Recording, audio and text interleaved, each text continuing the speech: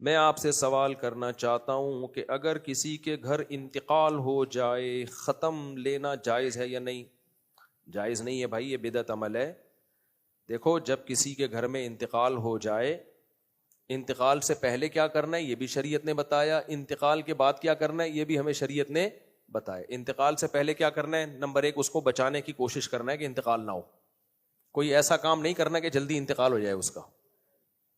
Hospital لے کے جانا ہے، ٹریٹمنٹ کرنا ہے، علاج کرنا ہے، اس کے سامنے تسلی کی باتیں کرنی ہے، اس کو ڈپریشن میں نہیں لے کے جانا کہ تو مر رہا ہے بس، اب بیٹا اب تو کچھ نہیں ہو سکتا، تو مرے گا۔ تسلی کی باتیں، امیدیں دلانی ہے، یہ شریعت کا حکم ہے۔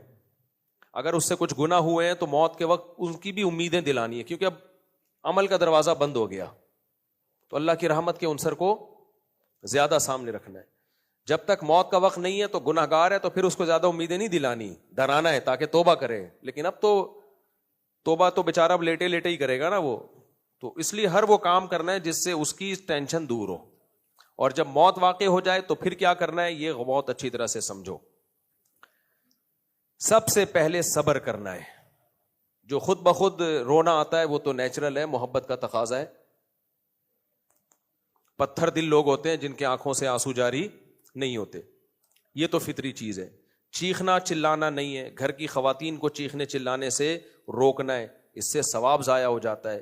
حدیث میں آتا ہے ان المیت لیعذب ببکاء اہلہ علیہ او کما قال صلی اللہ علیہ وسلم۔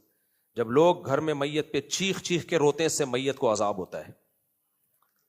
یہاں ایک سوال اٹھایا گیا، بھائی یہ تو نہیں چیخ رہا، دوسرے کے گناہ کی سزا اس کو کیوں مل رہی ہے؟ وہ اس لیے مل رہی ہے کہ اس نے گھر والوں کی تربیت کیوں نہیں کی، ان کو بتایا کیوں نہیں، کہ صبر کیوں نہیں سکھایا۔ گھر کا سربراہ تھا نا، تو اکثر سربراہ ہی پہلے جاتے ہیں، تو اس نے بتایا کیوں نہیں ان کو؟ تو اگر اس نے تربیت کی تھی پھر بھی وہ چیخیں، پھر اس کو عذاب نہیں ہوگا، کیونکہ اس نے اپنا کام پورا کر دیا۔ تو اس لیے گھر کی مستورات کو بتایا جائے چیخنا چلانا نہیں ہے، صبر کرنا ہے۔ ایک کام ہو گیا۔ نمبر 2، اس کے کفن دفن میں تاخیر نہیں کرنی ہے۔ سمجھ رہے ہو کہ نہیں سمجھ رہے؟ فوراً قبر والے کو پہلے یقین ہو جائے مر گیا ہے، ایسا نہ ہو سکتے میں گیا ہوا، شوق لگا اس کو پتا چلا آپ نے دوسری شادی کر لی ہے، شوق میں چلا گیا وہ، ایک دم یوں ہو گیا، اور آپ نے اٹھا کے دفنا دیا اس کو۔ کیوں ایسے واقعات ہوئے ہیں کہ بندہ سکتے میں گیا۔ میں نے ایک واقعہ سنا ہے نا، ایک صاحب کی ساس کا، میرے پاس فون آئے میری ساس کا انتقال ہو گیا، گھر کے باہر تمبو ٹینٹ لگ گئے تعزیت کرنے والوں کے لیے۔ تھوڑی دیر میں فون آیا میری ساس زندہ ہو گئی ہیں۔ کہہ رہے ایمبولینس میں لے کر آ رہے تھے ہاسپٹل سے نا، کراچی کی روڈ، اللہ کا بڑا فضل ہے، اتنا زور سے جھٹکا آیا کہ وہ نفس چلنے لگی ان کی، وہ سکتے میں گئی ہوئی تھی، ڈاکٹر سمجھ گئے کہ مردہ ہو گئی ہیں۔ تو میرا خیال ہے یہ سن کے یہ داماد سکتے میں چلا گیا ہوگا، اس کا پھر میں نے رپورٹ نہیں لی بعد میں تیرے ساتھ کیا ہوا۔ خیر مذاق ہے، سانسیں ایسی نہیں ہوتی۔ تو یقین ہو کہ انتقال ہو گیا ہے تو اب فوراً کیا کرنا ہے؟ دفنانے میں جلدی۔ غیر مسلموں میں 3 4 5 دن رکھنا نارمل ہے، ہمارے یہاں ایسا نہیں ہے بھائی۔ جس ملک میں ہو وہیں دفنا دو، کوشش یہی کرو، جہاں ہے وہیں دفنا دو۔ تو فوراً قبر والے سے رابطہ کرنا ہے، بھائی قبر کھودو۔ یہ کتنے کام ہو گئے؟ دوسرا کام، غم چیخنا نہیں ہے۔ نمبر 2، فوراً دفنانا ہے۔ نمبر 3، اچھا دفنانے میں یہ نہیں کہ چچا آ رہے، ماموں آ رہے، خالے آ رہے، پھپھو، 2 دن لگ جاتے ہیں آنے میں، ٹکٹ نہیں مل رہے ہوتے۔ ہاں اسی دوران کوئی آ جائے تو ٹھیک ہے۔ تیسری بات، میت اور دلہن میں فرق ہے۔ جب کوئی محلے میں نئی دلہن آتی ہے، منہ دکھائی ہوتی ہے، ساری خواتین آ کے، اب تو مرد بھی دیکھ رہے ہوتے ہیں بے غیرت بن کے، لیکن ساری خواتین آتی ہیں دیکھتی ہیں، تو ٹھیک ہے دلہن ہے بھائی۔ مردہ چھپانے کی چیز ہے، دکھانے کی چیز بولو نہیں۔ صرف اس کے بیٹے بیٹیاں بہت ہی قریبی اس کے چہرہ دیکھ لیں، ورنہ اس کے چہرے کو چھپایا جائے، پبلک میں نمائش نہ کی جائے۔ یہ میت کی توہین ہے، توہین ہے یہ میت کی، نہ دکھاؤ اس کو، چھپاؤ۔ کیونکہ انسان کتنا ہی نیک ہو، مرنے کے بعد چہرہ بگڑتا ہے اس کا، یہ نیچرل ہے۔ قبر میں جائے گا کیڑے کھائیں گے نا، تو یہ نیک لوگوں کی لاش کو بھی کیڑے کھاتے ہیں، یہ کوئی وہ نہیں ہے۔ تو پروسیس ایک نیچرل پروسیس ہے، سب کے ساتھ ہوگا۔ تبھی تو اللہ کہتے ہیں قیامت میں دوبارہ یہ عمل ریورس کروں گا، مٹی سے دوبارہ انسان بناؤں گا، پھر جنتیوں کو جنت میں لے کے جاؤں گا، جہنمیوں کو جہنم میں۔ تو اس مٹی تک پہنچے گا تو ریورس ہوگا نا۔ تو نیک لوگوں بھی ریورس ہوں گے اور جنت میں جائیں گے، برے بھی ریورس ہوں گے اور جہنم میں جائیں گے۔ لیکن ریورس کے پروسیس سے ہر ایک کو گزرنا پڑے گا. تو یہ ریورس کا پروسیس جب ہی ہوگا جب پہلے مٹی بنے, اور مٹی بننے کے لیے ضروری ہے کہ پہلے کیڑے پڑے جسم میں, خراب ہو باڈی. تو نیک آدمی بھی مرتا ہے, باڈی خراب ہونا شروع ہو جاتی ہے, چہرے میں وہ رونق نہیں رہتی. تو اس لیے چھپایا جائے. میت چھپانے کی چیز ہے, دکھانے کی چیز نہیں. اور ہمارے یہاں نمائش ہو رہی ہے, سیلفیاں ہو رہی ہیں میت کے, ناک میں روئیاں ٹھسی ہوئی ہوتی ہیں, وہ ویسے ہی عجیب سا لگ رہا ہوتا ہے, پھر اس کی سیلفیاں, پھر فیس بک پہ ہائے ہائے ہائے, پھر کیا ڈرامہ لگایا ہوا ہے یار. یہ غیر مسلموں پہ یہ چیزیں سوٹ کرتی ہیں, جاہلوں پہ سوٹ کرتی ہیں, سمجھدار لوگوں میں, خاندانی لوگ یہ کام نہیں کرتے. چھپاؤ اس کو, منہ پہ کپڑا ڈال دو, دکھاؤ نہیں اس کو. ہاں بعض شہداء کی کرامتیں ہوتی ہیں کہ ان کی باڈی سلامت رہتی ہے, یہ بعض بزرگوں کی باڈی سلامت, وہ تو ہزاروں میں کوئی ایک, وہ تو کرامت ہے نا. کرامت تو کوئی اصول کی محتاج نہیں ہوتی. انبیاء کے جسم سلامت رہتے ہیں, وہ کبھی بھی خراب نہیں ہوتے انبیاء کے اجسام. تو فوراً اس کو دفنانے کی فکر, اس میں کسی کی پرواہ نہ کریں کون رو رہا ہے کون پیٹ رہا ہے, نہ دفنانا ہے. 3 کام ہو گئے. چوتھا کام کیا کرنا ہے؟ جنازہ غسل دینا ہے فوراً. غسل عیدی سینٹر میں نہیں دلوانا, اپنی میت کو دوسروں کے ہاتھوں میں دے کے غسل دلوانا, یہ میت کی بہت بڑی بے اکرامی ہے. آخری سفر تو انسان اکرام کر لینا, اپنا بھائی ہے, باپ ہے, دادا ہے, غسل خود دینا ہے اس کو. یہ میت کی آخری خدمت ہے, بڑھ چڑھ کے خدمت کرنی ہے. بھائی میں غسل دوں گا. لوگ اپنے باپ کو عیدی سینٹر بھجوا دیتے ہیں یار, لاوارث لاشیں جاتی ہیں, آپ تو وارث ہو یار. بیٹیاں ماں کو خود غسل دیں, دادی نانیوں کو خود غسل دیں. بہشتی زیور میں غسل کا طریقہ لکھا ہوا ہے, وہ پڑھ لیں. اس تحصیل بہشتی زیور جامعۃ الرشید نے آسان کر کے چھاپی ہے, کوئی زیادہ راکٹ سائنس نہیں ہے اس میں. تو اس کو خود محبت سے نہلائیں اپنے ریلیٹو کو. یہ کتنے کام ہو گئے؟ چوتھا. پھر کفن دینا ہے, کفن کا طریقہ بھی لکھا ہوا ہے بہشتی زیور میں, حدیث سی سے مستنبط ہے, وہ بھی دیکھ لیں آپ, اس میں کوئی اختلاف بھی نہیں ہے, سب اس کو مانتے ہیں. وہ چوتھا طریقہ ہو گیا, کفن دے دیا آپ نے, اور پھر اس کو نماز جنازہ. اچھا, اب نماز جنازہ میں جتنے زیادہ کراؤڈ ہوگا اتنا اچھا ہے میت کے لیے, لیکن یہ وہ کراؤڈ جو سنت کے مطابق ہو. سنت کے مطابق کا کیا مطلب ہے؟ 10:30 جتنا مجمع ہو جائے. مجمع جمع کرنے کے لیے میت میں تاخیر کرنا اس مجمع کی کراؤڈ کی فضیلت نہیں ہے کہ جی ہم بدھ کو انتقال ہوا ہے جمعے کے دن دفنائیں گے کیونکہ جمعے کو کراؤڈ بہت ہوگا. نہ, 2 سنتیں ٹکرا رہی ہیں. ایک یہ کہ کراؤڈ زیادہ ہو, دوسرا یہ کہ جلدی دفنایا جائے. تو ان دونوں میں جلدی دفنانے کی ویلیو زیادہ ہے. حدیثوں سے ہمیں ملتا ہے, ایک بڑھیا بیچاری مسجد میں صفائی کیا کرتی تھی, اس کا انتقال ہو گیا, صحابہ نے رات ہی کو جنازہ پڑھ کے دفنا دیا. نبی کو فجر میں پتا چلا, فرمایا کہاں ہے وہ؟ کہا کہ یا رسول اللہ اس کے رات کو انتقال ہو, ہم نے رات دفنا دیا. تو آپ نے فرمایا مجھے اٹھا دیا, یعنی مجھے بتا دیا کرو, میں آتا جنازے میں اس کے, کیونکہ میرے جنازہ پڑھنے سے اس کو فائدہ ہوگا. تو دیکھو صحابہ نے یہ بھی انتظار نہیں کیا کہ فجر میں نبی صلی اللہ علیہ وسلم جاگیں گے تو آپ پڑھائیں گے جنازہ. یہ نبی ہی کی تربیت تھی. پھر نبی نے قبر پہ جا کے دعا مانگی ان صحابیہ کے لیے. تو اس لیے جلدی دفنانے کا حکم ہے, اس میں تاخیر نہ کی جائے. تو کراؤڈ اسی دوران زیادہ ہو جائے تو بہت اچھی بات ہے. 5واں کام کیا کرنا ہے؟ جب اس کو آپ جنازہ گاہ کی طرف یا میت کو قبر کی طرف لے کے جائیں گے تو آہستہ آواز سے ذکر کریں گے. ایسے موقع پہ جہرن ذکر ثابت نہیں ہے. لوگ زور زور سے کلمہ پڑھ رہے ہوتے ہیں, نہ, یہ ثابت نہیں ہے. نماز جنازہ خود ایک دعا ہے, نماز جنازہ کے بعد الگ سے دعا, یہ بھی نبی صلی اللہ علیہ وسلم سے ثابت نہیں ہے. تو اس میں فائدہ نہیں ہوگا, بدعت جو بھی ہوگی غلط ہوتی ہے وہ. تو بس نماز جنازہ پڑھایا, اور میت کو کوئی ایک ضعیف روایت بھی نہیں ملتی کہ نماز جنازہ کے بعد نبی نے دعا مانگی ہو اسی موقع پہ. ہاں قبر پہ دعا مانگیں آپ. تو فوراً جنازے کے بعد اس کو لے کے جانا ہے اور اس کو دفنانا ہے دائیں کروٹ پہ. ہم لوگ کیا کرتے ہیں, سیدھا چت لٹا دیتے ہیں اور چہرے کو قبلے کی طرف کر دیتے ہیں. یہ ٹھیک نہیں ہے. پوری باڈی کو قبلے کی طرف کروٹ کے بل لٹانا چاہیے. اس کا سینہ کس کی طرف ہو؟ قبلے کی طرف. پھر وہاں دفنانے میں بھی جو میت کے قریبی لوگ ہیں, دوست احباب ہیں, وہ خود قبر پہ مٹی ڈالیں. گورکن کے حوالے کر دیتے ہیں, خود گھننے بنے ہوئے دیکھ رہے ہوتے ہیں, بالکل بت کی طرح کھڑے ہوئے ہوتے ہیں. بھائی اپنے باپ کی اپنی ماں کی آخری خدمت ہے, بڑھ چڑھ کے کرو. مٹی ڈالو, تھوڑے میلے ہو جاؤ گے, نہا لینا آ کے, بڑھ چڑھ کے مٹی ڈالو اس کے اوپر. خود جتنا کام خود کر سکتے ہو خود کرو, پھر باقی وہ کر لے بیلچے سے. پھر اس کے بعد حدیث میں آتا ہے وہاں اس کے لیے دعا مانگو. اس میں بھی اجتماعی دعا ثابت نہیں ہے, کبھی کبھار اجتماعی ہو تو بھی کوئی حرج نہیں ہے, لیکن اس کا معمول بنا لینا, اس کو ضروری سمجھنا ٹھیک نہیں ہے. سب لوگ دعا مانگیں اور واپس آ جائیں. جو بہت ہی قریبی کوئی میت کے ہوں وہ کچھ دیر مزید بھی وہاں ٹھہر کر اس کے لیے دعا مانگیں. حدیث میں اس کی بھی ترغیب ہے کہ جتنی دیر میں اونٹ کو ذبح کر کے گوشت تقسیم کیا جاتا ہے, آدھا گھنٹہ بنتا ہے, یہ 20 منٹ سے, عرب بہت کھٹاکھٹ یہ کام کرتے تھے, تو 20 منٹ آدھا گھنٹہ کوئی بھی جو قریبی ہیں وہ بیٹھ جائیں وہاں, اس کے لیے دعا مانگے اور باقی سب لوگ واپس آ جائیں. یہ کام تجہیز و تکفین کا ہو گیا ختم. اب گھر میں تعزیت کے لیے لوگ آ رہے ہوں گے, تو جو یہ جنازہ پڑھ کے دفنا کے آئے ہیں جو لوگ, ان میں جو بھوکے ہیں بیچارے اور دور دور سے آئے ہوئے ہیں, وہ اب اڑوس پڑوس میں اپنے گھر کھانا نہیں کھا سکتے, دور سے آئے ہوئے لوگ ہیں, کوئی لانڈی سے آیا ہے, کوئی کرنگی سے آیا ہے, تو اب یہ گھر جائیں گے تو کھانے میں بہت تاخیر ہو جائے گی, پیٹ کمر سے چپک جائے گا.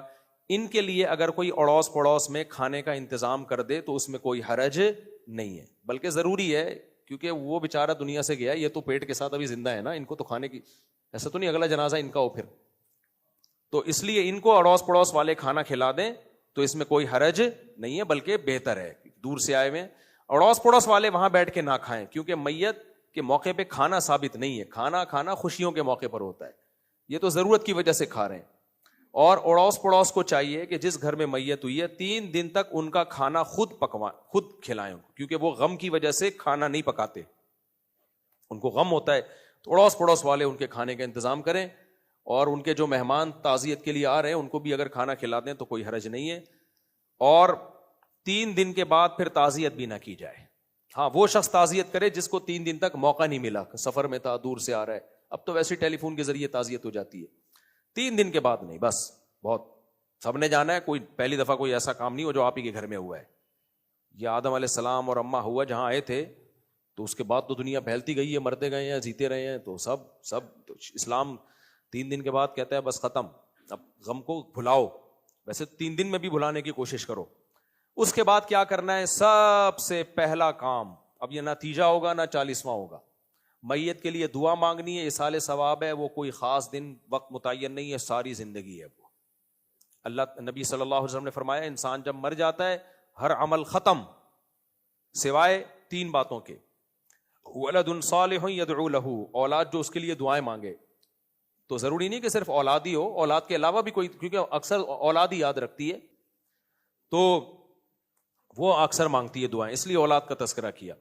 ورنہ کوئی بھی دعا مانگے گا میت کے لیے تو قبول ہوگی, اللہ سے امید ہے. اسی دعا میں اِیصال ثواب بھی ہے, اللہ یہ جو میں نے نیکی کی ہے اس کا ثواب فلاں کو پہنچا دے, یہ بھی دعائی میں ہی آتا ہے نا. ولد صالح یدعو لہ او علم ينتفع به, جو علم چھوڑ کر گیا ہے دنیا میں, جو ہدایت دے کر گیا ہے, وہ جب تک دنیا میں نیکی رہے گی اس کو ثواب ملے گا. اور تیسری او صدقۃ جاریۃ, صدقہ جاریہ, کوئی درخت, کنواں, مسجد, مدرسہ جس کا ثواب چلتا رہے گا, تو یہ اپنی فیکٹری کھول کے چلا گیا, خود بھی کر سکتے ہیں, اس کی اولاد بھی اپنے والدین کے لیے کر سکتی ہے. تو یہ کام نہ تیسرے دن, نہ چوتھے دن, نہ 40واں, نہ سال, یہ جب موقع ملے قیامت تک کرنا ہے. ہم جب والد صاحب, جب میں اپنے لیے دعا مانگتا ہوں سب سے پہلے کس کے لیے بھائی, اپنے والدین کے لیے, دادا دادی, نانا نانی, ان کے لیے. تو یہ تو قیامت تک, یہ چیز تیسرے اور چوتھے دن کی کوئی قید نہیں ہے. اب یہ قیامت تک, یعنی قیامت سے ہو رہا جب تک آپ زندہ ہیں, تو ان کو یاد رکھنا ہے دعاؤں میں ہمیشہ, اور ان کے لیے صدقہ کرنا ہے یہ ہمیشہ, اور کچھ نہیں کرنا بس. اب ایک انتہائی اہم کام جس کا قرآن نے حکم دیا, 3 دن گزر گئے کیونکہ غم میں ہوتا ہے انسان, فوراً اب وراثت. تیسرے دن کے بعد کیا کرنا ہے, وراثت تقسیم. 3 دن بھی اس لیے کہ وہ ذرا غمزدہ ہوتا ہے انسان. 3 دن کے بعد اب وراثت میں تاخیر نہیں کرنی ہے. بھائی دیکھو ابا کی کیا کیا وراثت ہے, کس کو کتنا حصہ ہے, فوراً بعض مائیں آ جاتی ہیں, اب باپ کا کفن ابھی میلا نہیں ہوا اور حصے بقیے جائیدادیں نوچنا شروع کر دیں. تو اماں کو ایسے جذباتی ڈائلاگ اماں بولیں گی, اماں کو بولو اماں آپ ہماری اماں ہو, لیکن وہ اللہ کیا ہے, ہمارا اللہ ہے. اس نے قرآن میں حکم دیا ہے, نبی نے حدیث میں حکم دیا, مالی معاملات میں گڑبڑ نہیں, ابا کی وراثت پوری کیا ہوگی, تقسیم. اماں کہیں گی جب تک میں زندہ ہوں میرے ہوتے ہوئے کچھ نہیں ہو سکتا. اماں, اللہ میاں نے یہ نہیں کہا جب تک اماں زندہ ہو تو وراثت تقسیم نہیں ہوگی, اماں کے بعد ہوگی. اللہ میاں اور آپ کا ٹکراؤ ہو رہا ہے, اب اس میں کس کو ماننا ہے ہم نے, اللہ میاں. اماں آپ کو بھی ہم اماں اس لیے مانتے ہیں کہ اللہ نے حکم دیا کہ آپ کے قدموں میں جنت ہے, لیکن جب اللہ اور آپ کے حکم کا ٹکراؤ ہوگا تو پہلے کون ہے, اماں. اماں کہے گی سارا میرا ہے, تو آپ کہو گے اماں اب اللہ میاں نے بولا ہے کہ ابا جب مر جائیں تو اماں کو 12.5% دینا, 8واں حصہ آپ کا ہے اماں. ٹھیک ہے نا, اماں زیادہ ہے, اماں کتنا حصہ آپ کا ہے. اماں کہیں گی یہ بچے کس کے ہیں, بولو گے آپ کے ہیں تو ان بچوں کا مال بھی کس کا ہے؟ میرا ہے، میں جب تک ہوں نا اماں یہ ہوتا ہے سب کچھ.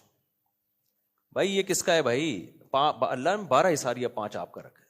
تو وہ کہیں گی میں اتنی کلوز تھی اماں. جب اللہ کو زیادہ پتا ہے نا، تو اب آپ کی تو دنیا زندگی تقریباً گزر گئی ہے نا، تو آپ 12.5 ہم آپ کو دیں گے. اماں کہیں گی یہ گھر سے مجھے نکال دو گے، گھر بیچ دو گے. اماں نہیں، اللہ میاں نے اس کا بھی حل رکھا ہے. آپ کو رہائش دینا ہماری ذمہ داری ہے. اگر آپ کی وراثت کے پیسوں سے پوری نہیں ہوگی تو یہ الگ سے ہماری ذمہ داری ہے. ہم گھر دیں گے آپ کو. بھائی ماں کو گھر کا ٹھکانہ دینا کس کی ذمہ داری ہے؟ اولاد کی. وہ ہم کریں گے، لیکن وراثت میں گڑبڑ نہیں ہوگی، وراثت پوری تقسیم ہوگی.